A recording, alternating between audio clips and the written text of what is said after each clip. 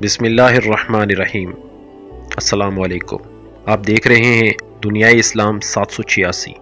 دوستو، اگر آپ نے ہمارا چینل سبسکرائب نہیں کیا تو ضرور سبسکرائب کر لیں۔ ناظرین گرامی، ایک شخص نے اپنی مسجد کے پیش امام سے کہا، مولانا میں کل سے مسجد نہیں آؤں گا۔ پیش امام صاحب نے پوچھا، کیا میں سبب جان سکتا ہوں؟ تو اس نے جواب دیا، ہاں کیوں نہیں۔ دراصل وجہ یہ ہے کہ میں جب بھی مسجد آتا ہوں تو دیکھتا ہوں کہ کوئی فون پہ بات کر رہا ہے، تو کوئی دعا پڑھتے وقت بھی اپنے میسیجز دیکھ رہا ہوتا ہے، کہیں کونے میں غیبت ہو رہی ہوتی ہے، تو کوئی محلے کی خبروں پر تبصرہ کر رہا ہوتا ہے، وغیرہ وغیرہ۔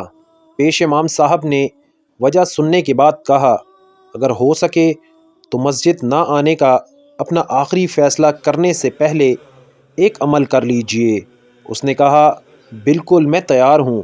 مولانا صاحب مسجد سے متصل اپنے حجرے میں گئے اور ایک گلاس پانی لے کر آئے اور اس شخص سے کہا، یہ گلاس ہاتھ میں لیں اور مسجد کے اندرونی حصے کا 2 چکر لگائیں، مگر دھیان رہے پانی چھلکنے نہ پائے۔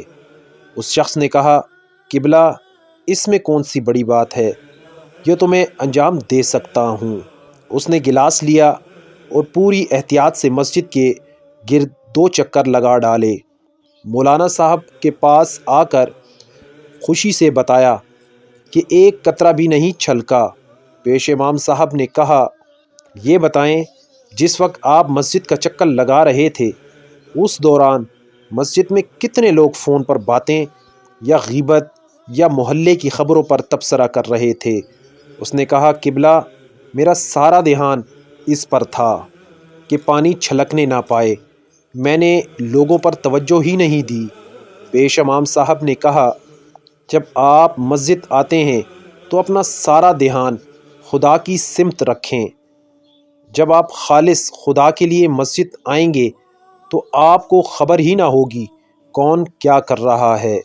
یہی وجہ ہے کہ قرآن کہتا ہے کہ رسول کی پیروی کرو، یہ نہیں کہا کہ مسلمانوں پر نظر رکھو کہ کون کیا کر رہا ہے۔ خدا سے تمہارا رابطہ تمہارے اعمال کی بنیاد پر مضبوط ہوتا ہے، دوسروں کے اعمال کی بنیاد پر نہیں۔